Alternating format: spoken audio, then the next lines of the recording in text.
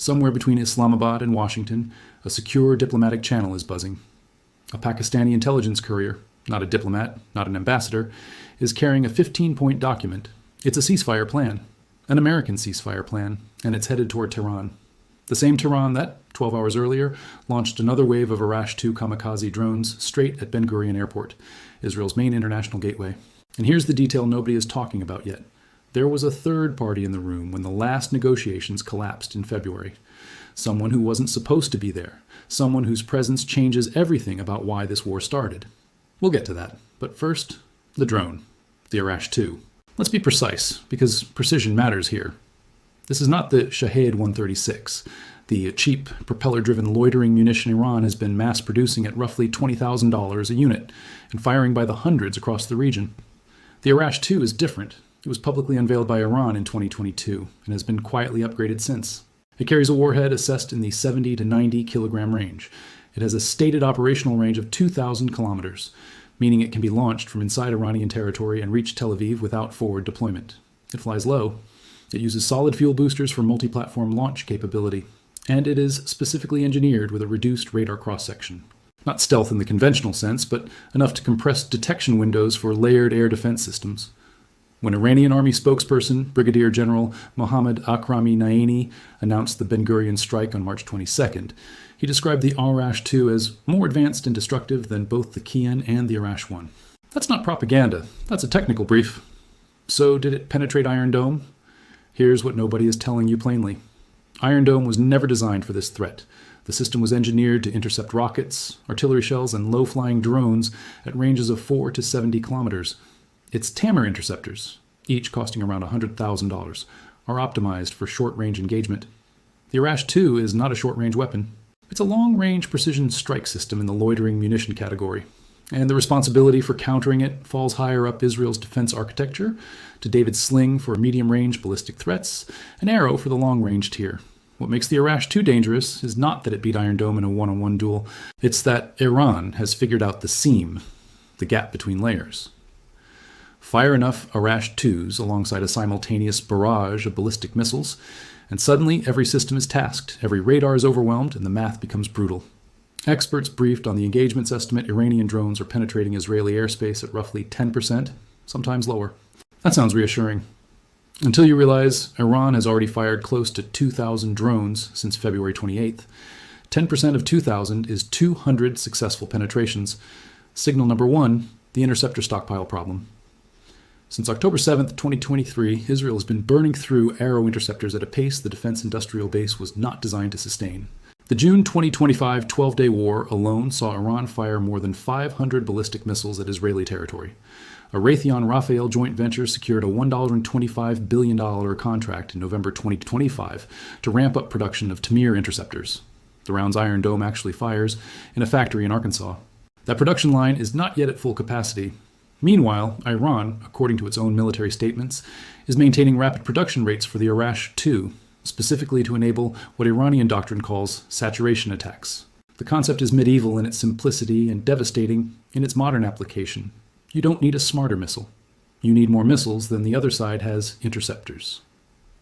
Now, the geopolitical domino. And this is where we need to talk about the Strait of Hormuz, because Trump just told reporters this week that Iran offered something he called a very significant prize in back-channel talks. He wouldn't specify what it was, but Egyptian and Pakistani intermediaries, speaking to journalists on condition of anonymity, confirmed the prize is Hormuz. Iran's offer: keep the strait fully open, guarantee tanker passage, remove the threat of closure in exchange for sanctions relief, and a halt to strikes. Here's what that means in real terms. Approximately 21 million barrels of oil transit the Strait of Hormuz every single day. Right now, 150 freight ships are already stalled outside the strait. Shipping through it has slowed to a near standstill. If Iran fully closes the strait, and the IRGC has publicly threatened exactly this, oil hits $200 to $250 per barrel within 72 hours. The S&P 500 drops 15% within 48 hours of that announcement. Gasoline at American pumps reaches $9 per gallon by the following week. And the global recession that follows is not a prediction. It's arithmetic. But here's the catch, and this flips the entire narrative on its head. The ceasefire plan, the 15-point document now in Tehran's hands via Islamabad, isn't being received with open arms inside the Iranian system. Iran's parliamentary speaker, Mohammad Bagher Ghalibaf, called the reported talks fake news intended to manipulate financial and oil markets. Well, he is not a minor figure. Ghalibaf is emerging as one of the most powerful surviving officials in Iran. He is a political hardliner. He is deeply respected by the IRGC, and the IRGC, the Islamic Revolutionary Guard Corps, has every institutional incentive to keep fighting. The IRGC's budget, influence, and domestic political power are all tied to the Islamic Republic's posture of resistance. A deal that rolls back Iran's nuclear program, limits its missile arsenal, and opens its facilities to IAEA inspectors is not a deal the IRGC wants. It's a deal the IRGC views as surrender dressed in diplomatic language. And so, while Iranian Foreign Minister Abbas Araghchi has been quietly telling Pakistani and Egyptian intermediaries that Tehran is responsive to messages, Ghalibaf's faction is doing the opposite. On March 25th, Iran launched a new wave of attacks on Kuwait International Airport, sending black smoke billowing into the sky visible for miles. That's not a faction signaling flexibility, that's a faction signaling veto. Now, that third person in the room. In March 2026, The Guardian reported that UK National Security Advisor Jonathan Powell had secretly attended US-Iran nuclear negotiations in Geneva, not officially, not on the public schedule. The report cited his own assessment. A diplomatic breakthrough was possible. Iran was, according to former nuclear negotiator Hossein Mousavian, and confirmed by the Iranian foreign minister himself, prepared to dilute its entire stockpile of 60% enriched uranium, roughly 400 kilograms of highly enriched material, as part of a comprehensive deal. That was February 2026, weeks before the bombs fell. The Omani foreign minister, Badr bin Hamad al-Busaidi, the lead mediator, confirmed after the war began that negotiations had been making progress, that the deal was close. The Guardian source, a Gulf diplomat, alleged that U.S. intermediaries Steve Witkoff and Jared Kushner were, in that final stretch, pushing not toward a deal but toward a confrontation, acting in Israeli interests rather than American ones. Witkoff and Kushner have not commented, but that allegation is now the subtext of every back-channel exchange happening right now, because Iran has made its position clear through back channels. It does not want to negotiate with Witkoff or Kushner. It wants J.D. Vance. Why Vance? Because Iranian officials, again through intermediaries, view Vance as genuinely interested in ending the war. CNN confirmed this, 2 regional sources.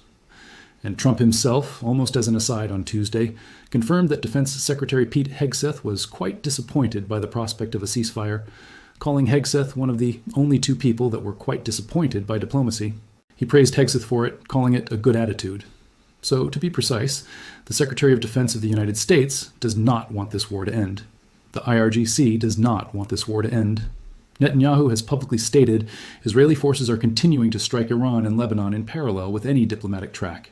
3 powerful actors, across 2 opposing sides, are aligned on one thing: no deal.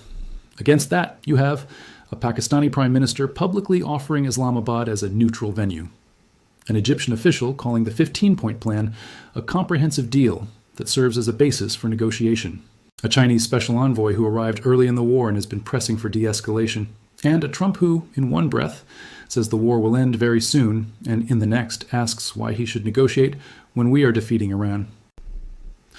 The contradictions are not confusion, they are the battlefield now. The real war is between the deal makers and the war sustainers, and it is being fought in secure channels, back-channel messages, and presidential truth social posts at 2 a.m. Here's where things stand as of this morning, Thursday, March 26th. Iran has received the 15-point plan. It has not accepted it. It has issued a counterproposal. The terms of that counterproposal have not been publicly released. The U.S. military is simultaneously moving paratroopers to the Middle East to reinforce the Marines already heading to the region. Israel has set a new mobilization ceiling of 400,000 reserve soldiers, up from $280,000. A limited Israeli ground invasion of southern Lebanon began on March 17th. More than 1 million Lebanese civilians have been displaced. The Bushehr nuclear power plant was struck again on Tuesday. The IAEA confirmed it. Iran says there was no technical damage. Nobody fully believes that. And above Ben Gurion Airport, somewhere in the layered mesh of Iron Dome radars, Arrow interceptor trajectories, and THAAD battery coverage, 2 of which the U.S. deployed directly in Israel, another Arash-2 is being built right now in a facility that hasn't been struck by technicians who have been told to accelerate production. The next 24 to 72 hours are binary. Either the counterproposal Iran has sent back through Islamabad contains enough of the 15-point framework to open a real channel, and Vance gets the call, Pakistan gets the venue, and the guns go quiet long enough for diplomats to enter the room, or the IRGC launches the strike package it has been holding in reserve. Hezbollah fires. The rocket salvo Israel has been anticipating for days, and the Strait of Hormuz goes from threatened to closed. There is no middle scenario. There is no managed escalation that stays managed. This is the moment. A deal or a catastrophe. A phone call that ends a war, or an Arash-2 that starts the next phase of one. The clock is running. And in Islamabad tonight, that courier is still waiting for a reply.